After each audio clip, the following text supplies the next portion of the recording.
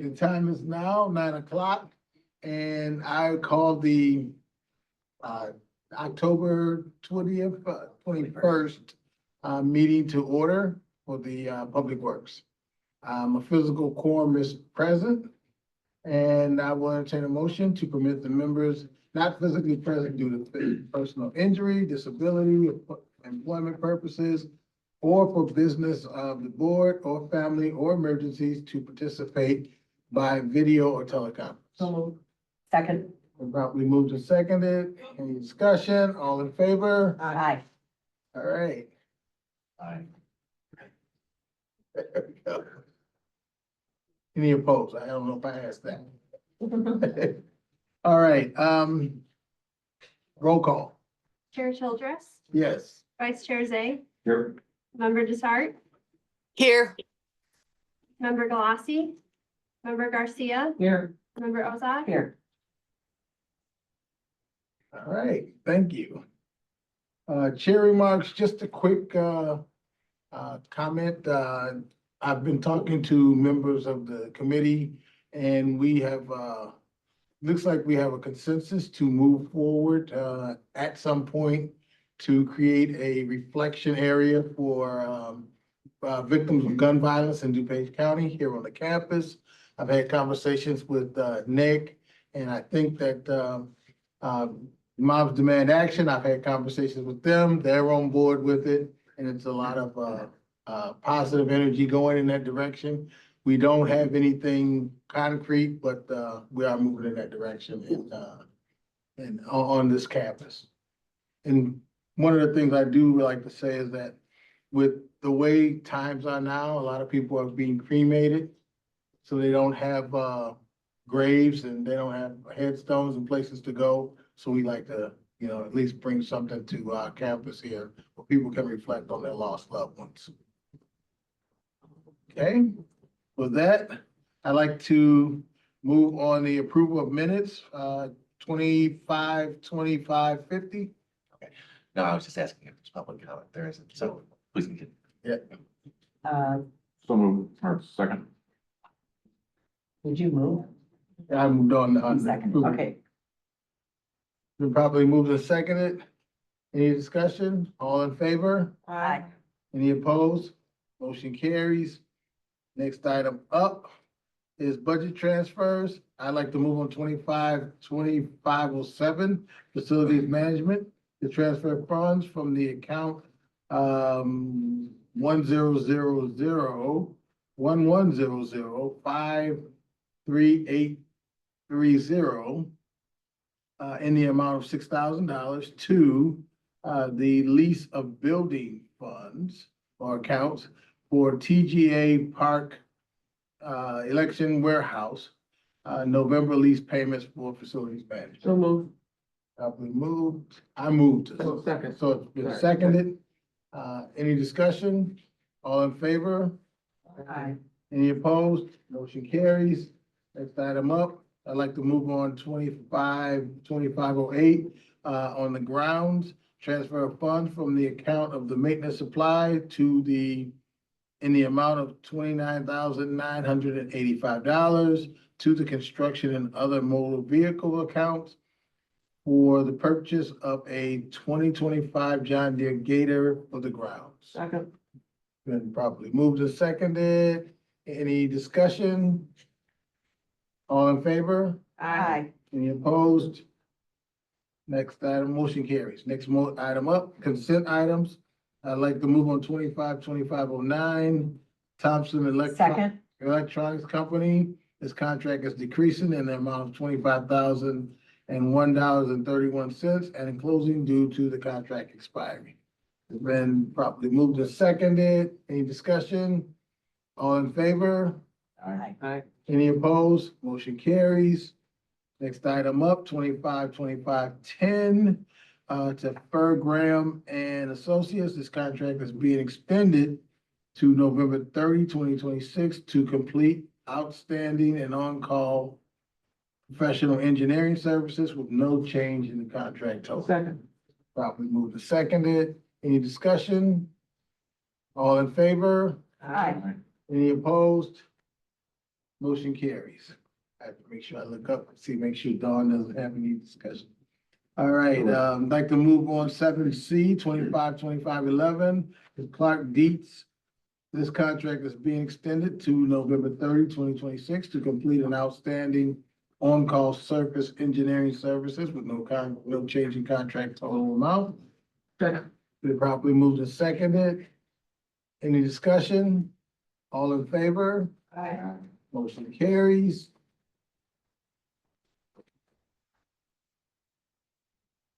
Next item up is joint purchasing agreement. I'd like to move on PWP 3025 on the recommendation for the approval of a contract to Sutton Ford for a Second. 350 X 4x4 super chassis cab with a service body attachment for Public Works for the period of October 28, 2025 to June 30, 2026, for a total contract amount not to exceed $80,767. Yes. Second. It's been properly moved and seconded. Discussion, yes. And I know this is, I'm sure there's reasons for this and stuff. I'm just looking for what the status is in terms of maybe looking for any kind of hybrid cars still in the future. I know we've talked about that in the past. I know that is, I haven't seen it on any of the agendas, so. Well, and these are more, obviously, they're Heavy the duty. F-350 super heavy duty.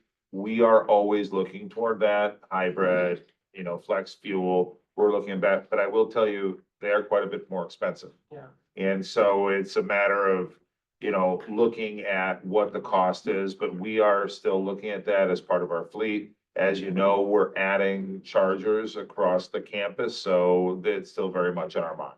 Okay, thank you. Any further discussion? Being none, all in favor? Aye. Any opposed? Motion carries. Next item up, PWP 3125 on the recommend, I'd like to move on the recommendation for the approval of a contract to Curry Motors Fleet for a Ford F-150 4x4 Super Crew Cab and a Ford Explorer 4x4 or four-wheel drive for Public Works for a period of October 28, 2025 to June 30, 2026, for a total contract amount not to exceed $83,477. We probably move to second. Any discussion? Being none, all in favor? Aye. Any opposed? Motion carries.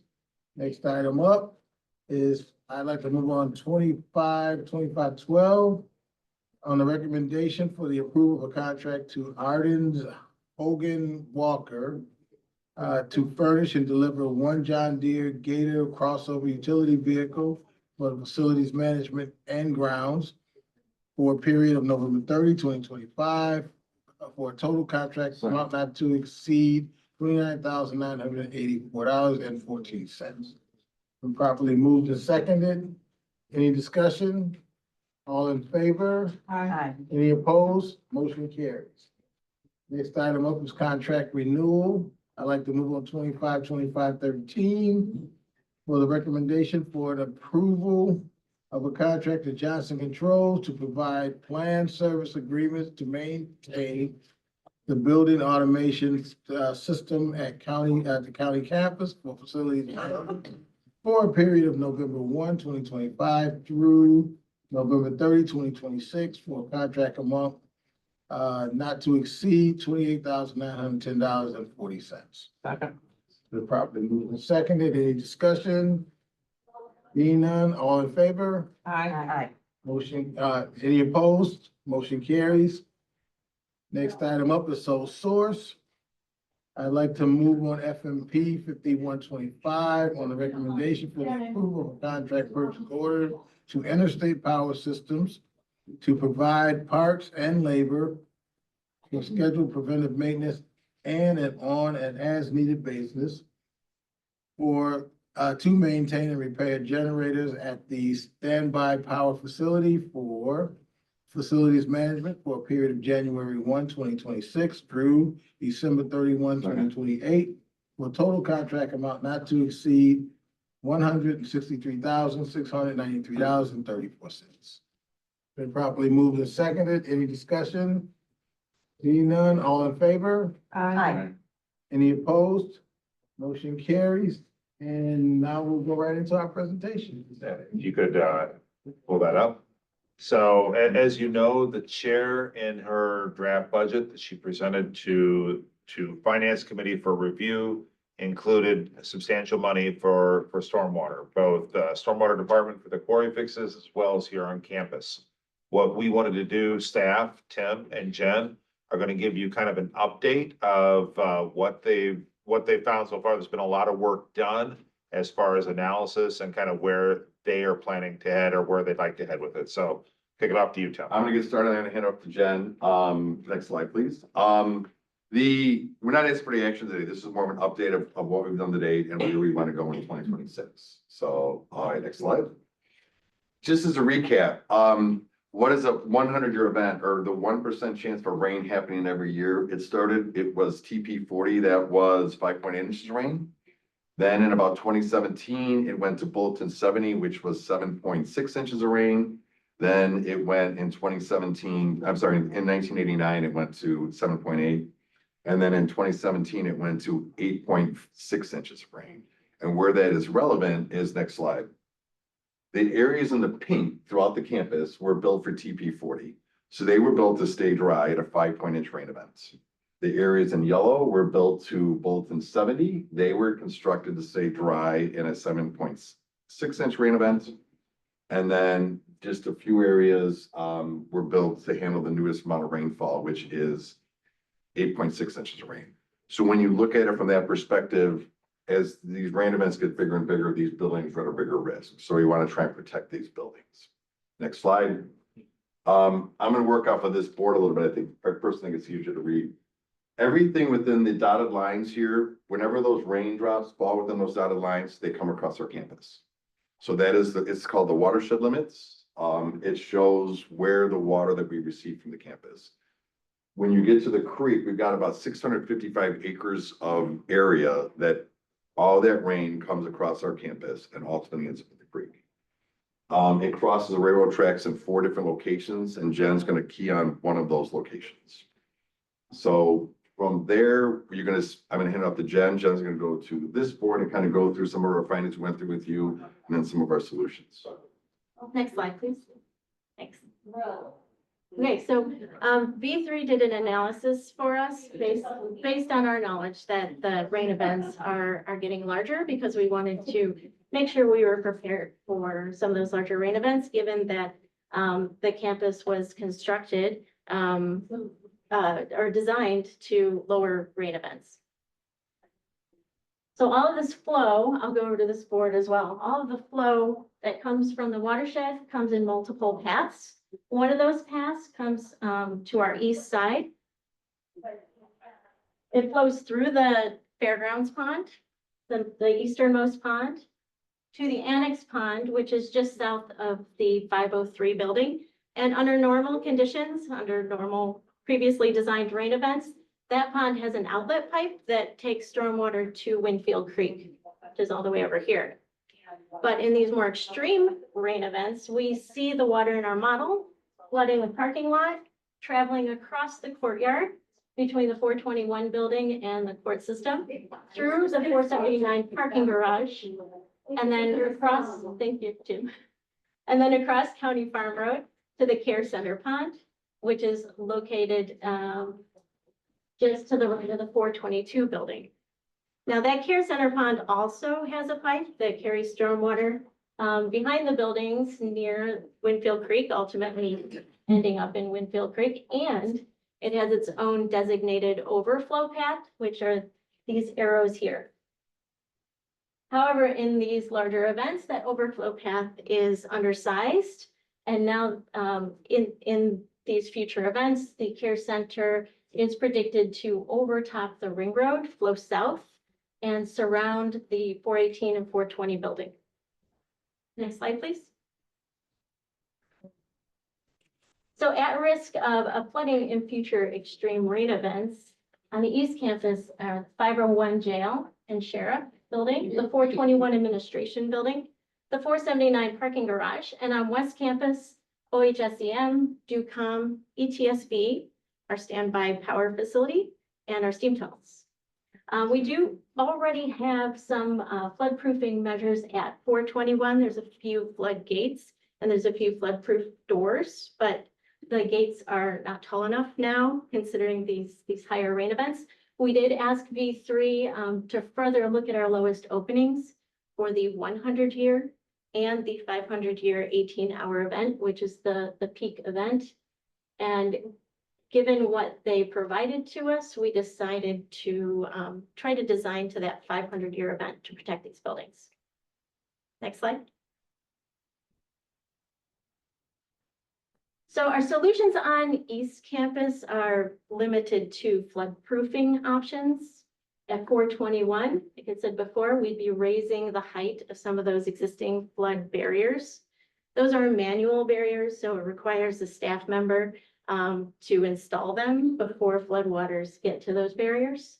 We would have to brick up a few windows over by the loading dock, in the loading dock and in the hallway, and a few more flood-proof doors over at the jail on the west side of that building. You These, can fix an alarm panel that beeps all the time too. We can add that to the list. Okay. yes, please. That, just so everybody knows, when the alarm's going off, what it's called, it's in trouble. That's because we have manually turned it off because we're doing work, because if we don't manually turn it off, that means it's gonna go off, and then we're gonna have a fire alarm. So we can't stop it from doing that, but trust me, I hear it all the time when you're like, darn it, it's frustrating, but if you've ever been here when there is a fire alarm, I text, used to be Cool Village, and then I text Nick, and you're like, it's either a microwave or it's facilities. He's doing it. One time it was a cell phone, and we'll skip the details on that, but the IT guys know. But that's what that's for. I understand, Jim, trust me, I wish we could make it silent, but under law, we can't. Go ahead. So when we're back at, we're retrofitting an older building. So this estimate of 750,000 is just an estimate. We need to dig into the architectural pieces and see what we have. We'll have to raise some of the electrical as well in this scenario. Okay, next slide. For West Campus, we wanted to walk you through a couple of our options, including our recommended option. Option 1 here, which we estimate could be 2.1 to 2.5 million. This incorporates passive and active measures. So I mentioned before that active measures require human intervention. Passive measures should work on their own in the middle of the flood event without anyone doing anything, as long as they've been maintained. Passive measures, the maintenance is fairly straightforward. We can do it in-house. They have a long lifespan and they are typically less expensive to install. In this option, we would install a relief sewer, which would intercept flow from the northern watershed, which currently routes through our pond. So we would take that offsite flow and route it towards the creek instead of through our campus pond to try to prevent it from overflowing. That protects those buildings during the 100-year event, but not the 500-year event. To protect those buildings during the 500-year event, we would be flood-proofing all of the openings around that building. Multiple doors, multiple windows, some interior doors as well. Next slide. Option 2 employs a box culvert to take, which is the blue line on the slide, to take some of the peak flows out of the pond. In this scenario, we would be routing that offsite flow through our pond, as is the current condition. We take some of those peak flows off. The overflow route would get some grade improvements. That's the pink arrows.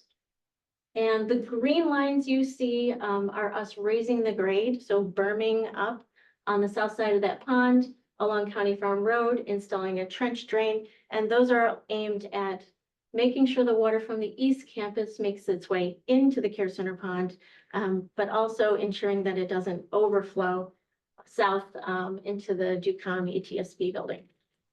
And this would protect those buildings to the 500-year. Next slide. Our preferred option would be to combine the bypass sewer from option 1 and those grade improvements from option 3. After that, we're looking at 1.85 million. It's entirely passive and it has a long lifespan and predictable maintenance. Next slide, please. So the approach we're taking is to combine the East Campus floodproofing and option 3 that I just went over. We're in design right now. Design includes permitting and bid documents. It should wrap up in the summer of 2026. Construction would take place in the fall of 26, winter of 27. It would cost about $2.7 million. The chair's recommended budget includes funding for this project. So one thing to add on this is, we have reviewed this with Sarah with the data we had to date, but Stormwater would be doing the permit review on this and they would be issuing the permit for the construction activity. So that is the role that Stormwater has in this. And to be fair to Sarah, we have concepts right now. So Sarah can't give us hardcore data until we have everything developed, needed to do a permit application, and then it would be submitted to Sarah and her team, and then they review it. They would do comments. So that's the role that they have on it. Is that pretty? Correct. And it's gonna be expensive. Yes, yeah, that's true. Double the fees. Before we get to questions, can you go back to the flooding? Because this is the last slide, right, Jen? Right. Yeah, go back to the flooding, the overview of the flooding that shows the limits of flooding, that one, yeah, go back in there. Because, yeah, so the one thing I'll tell you is, I mean, those who've been here a while, and I know member Zay, you've seen it. This is absolutely accurate. We've been here before when it has crested over County Farm Road. The service parking lot was completely underwater. We saw the middle courtyard underwater flowing through. So this is very accurate where we had to evacuate the cars on 479. The one thing that has really scared me all along is the basement of 421. That's probably my biggest worry point here. And that's why I had several years ago, those flood doors put on, because that's our IT system down there, multi-millions of dollars. That's the backbone of all of the departments we have. So of all of the areas that worry me most, 421 is that. And Tim went through, I mean, the storm events just keep getting bigger and bigger and bigger. And that's when we were talking originally, that's when I said, let's go for the 500-year event. Wherever we can, we won't be able to achieve it everywhere, but the thought process is I don't want to mess around and keep being short. I mean, these events keep getting bigger, more intense, shorter duration, but quicker rain. We're gonna go for the 500, but we want to make it so we know this campus is gonna flood. We just want to protect our buildings so that we can still continue on. I mean, all of our other departments still to function, especially, you know, transportation, stormwater, they're out there functioning. And if our backbone is out of order, then they can't do their job. And so the cost estimate that Jen mentioned up there, that is what you're seeing there is the most critical we're gonna do. And the chair's proposed budget includes some more of that. That's what we're talking about is phase 1 of doing that. And then there's more refining we have to do around maybe care center and things like that. That is totally covered within what the chair is recommending if the board does approve that.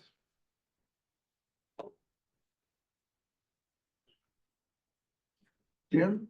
Yeah, I mean, are we looking at the future highway and the old highway building in this model? That's phase 2. What we did is we focused on where the largest risks are. We've worked with Steve on that. And we have identified that Winfield Creek does not pose a risk to everything we're doing now. The 180 building will require some additional work. That's phase 2. That's a much smaller piece. And it's not as difficult or complicated, but we have not addressed it yet because we wanted to hit, this was our alpha area of concern and priority, but we are hitting that next. But Go ahead. I will say though, that we did look at that because over on that side of the campus, you have several of the DOT buildings. And the DOT building over there, while it is mostly protected, it will in a 100-year event now, it will receive rain and there is damage. So that's part of our kind of phase 2 is to look at that, how to protect it, what to do. And so our goal would be, you know, there is some event, and we all saw back in, I think, 97, the 10,000-year event in April where ID8 was underwater. There is some storm event that will hit us that will inundate anything we're doing. There's no doubt about it. But so far, we've been lucky. It's just a matter of when it does hit with a watershed that big. But you're spot on. There's other buildings that we have that we're gonna look at as we move on. We have the new DOT building that Jen and Tim have been involved in. We have the old DOT building, as well as the other buildings on that side of campus. Here's 180, you can see the 100-year just barely touches it. So, but we do want to address that to get on the 500-year. But when you look at the area of potential pain up here, we focus on this, and this is coming up next. That is what we're gonna hit next, correct? But I mean, if we're gonna be doing a lot of construction, tearing things up for the new DOT building, wouldn't it make sense to do this at the same time for less pain to get it all done and constructed? You get all the construction done because, you know. Wanna build the DOT and then the next year we start construction on this and then it's like, we're just tearing up stuff that we've done before. We are a long ways away from being able to do this. We still have to go through design and modeling, and permitting is gonna be a nightmare on this. 8 Luckily, weeks for your first permit. yeah, I mean, luckily Jen and Tim have been meeting with Sarah and her team, and we've got a connection on our committee here that might help us through that. I don't know. We, like, as Nick said, the flood doors, we're working on the flood doors already. We've identified what the new heights are on that, so we are working, the flood doors will probably beat everything because that can work. As part of this, we're always also looking at policies, because right now on our parking deck, all of our county vehicles are on a bottom level. Theoretically, if it floods, there can be multi-millions of dollars of loss. We're self-insured. So we're looking at different policies, how to do it, moving maybe those county vehicles up a level. So this is an all-inclusive look, because that's probably our biggest threat to this campus is flooding, plain and simple. And if this building does take water with the asbestos in this building could be out of commission for years while repairs are being made. Because if you get asbestos wet, it's a whole nother level of mitigation. I saw something on TV. What about that flex seal? Can't we just like? You The- can make a boat out of it. Yeah. You can Like, do it. still, I think we could do 5 feet of that stuff. Great stuff. Maria Garcia? Serious question. The floodgates, you said they're passive, so somebody has to put the floodgates up. is that And you can correct? actually see them when you walk out Yeah. of the 421 loading dock right there. Or it's right next to the loading dock. When you go over on the bottom level, if you go over to the parking garage, you'll see it's almost like gates you have to put in. And that's the only way to retrofit a building I mean, this building was built in 70 something. If you can pull up the slide, it says East Campus Solutions, it's probably about 2 more up. Yeah, you Right actually. there, right there, back one, right, that, perfect. Floodgates attached right here. Was that last slide? Did that have another pic? If you go back one? No. There. You can see the sides. Tim, point to the side of the floodgate right there. Right here. So basically they're rails, and then you put more or less stop logs in there. But what we're saying is when we built it, we were all happy with ourselves that we just protected the 421 building, and then the flood events changed and now it's too short. So. Okay, so it's just a matter of making it taller now? But because it has a bigger load, you gotta, I mean, it was handled, water is very heavy, it has a lot of pressure against it. So we gotta make sure that it's adequate, and whether it has to be removed and do it with like return a beefier one, but that'll all be as a part of the design, correct? And what we're doing is we're not just going up to the current 100-year, like I said, everything is gonna be designed more than just the current 100-year. Right, and I know that they're doing the floodgates over at St. Joseph Creek, that's something but that's a completely different kind of floodgate, if I'm thinking, because they go up when the water actually. Correct. It doesn't require human intervention. It has a float on it that makes the gate come up. Same design engineer that facilities is working with, and I'm sure they're considering that in their evaluation. And I will tell you, stormwater, I mean, they have some of the best predictive models of anybody out there. And when they do their stormwater modeling for the county, they keep us in the loop, they keep Public Works, Transportation loop. So we know very rarely are we caught blind on any kind of a storm. We know what's coming, the duration, the intensity. And so there's been plenty of times where, and I have no problem doing it, Tim and I will talk and we'll put in the we'll put in the stop logs in there and we don't need them. But I'd rather be over cautious. But stormwater through all their predictive modeling has allowed, Still yeah. fixing things with 2013 fund, so yeah, most definitely, okay. Member Desart? Thank you, Chair. I just had a couple of questions. One is, are there any ramifications for our neighbors, negative or positive? Like I'm thinking about the single-family homes across Manchester, or some of the neighbors around campus. Is this going to impact them positively or negatively? And that one's an easy one because Yeah. we can't move forward as part of our permitting process. We can do whatever we want to on our campus, but we cannot negatively impact anybody downstream. We may positively impact, we don't know, but I can guarantee you with the permitting required, there will be no negative impacts downstream of us. Excellent. And my other question is, you guys are in the room, but it's hard for me here to see the slides. So I heard, 750,000, 2.5 million, 2.7 million. How much, if we did the whole project that you've discussed today, what's the final figure? You said the chair has put it in her budget. What's the final figure? 2.7 million? 27. 2.7 right now, but realize that is very early and that's kind of phase one. There are other phases. This is our most important phase, but we are confident all the phases we need are contained within the chair's proposed budget. I think she proposed, if I remember, 5 million for campus stormwater. And we are confident that we can get there. We don't know until we get design done, though. We are so early in the process. Okay, thank you, guys. Thank you, Chair. Okay. Any other comments? Okay, well, thanks, Tim, and thanks for the presentation. Is there any old business? I do have one thing. Yes. Sorry, I didn't get my hand raised quickly enough, but I'd like to go back to the budget transfers, and I'm just trying to understand on 6B, if we had the money, the $30,000 to transfer over to buy this John Deere Gator, and it's coming out of maintenance supplies. I guess my question is, if there's $30,000 left in maintenance supplies, then in the next year, does that money come out of maintenance supplies because we didn't need it this year? Do you know what I'm asking?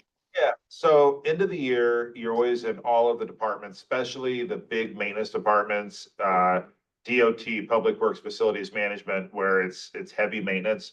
We are shifting money around depending on what we did throughout the year. When we set our budgets year over year, we look at historic spend levels. And it could be for this year, and I don't know specifically on this one, and Tim can do it. Specifically for this year, maybe those maintenance supplies were a little bit lower this year. They had the money available and they know they needed the John Deere Gator and they moved the money around. But it's always at the end of the year, it's always figuring out, okay, what came in a little bit lighter, what came in heavier, and it does change every single year. The best thing we do is our predictive model is we do kind of a 5-year variance when we look at the budget to predict what the next one is. But it could be the fact that, hey, they didn't use as much toilet paper this year or as much cleaning supplies for some reason. And so we had money left over. And if there's a need to do something else, that's where they're shifting the money.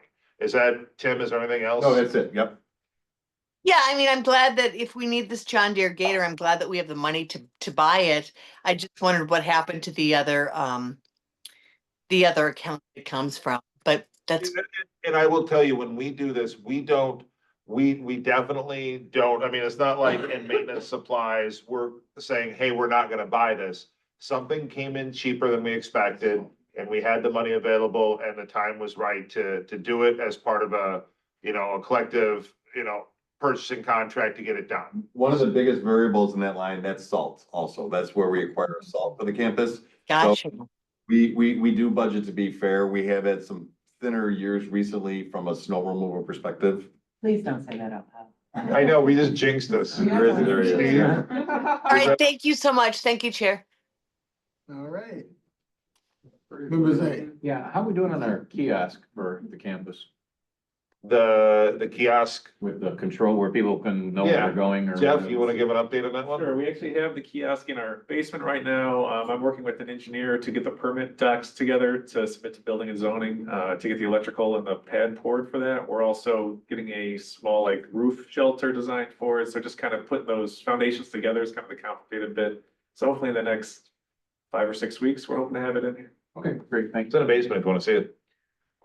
Well, it's kind of a tough spot if you're lost. If you're in the basement, I guess. it'd be a good Hopefully the place basement for doesn't flood until we get it put up. it. Oh, You are here.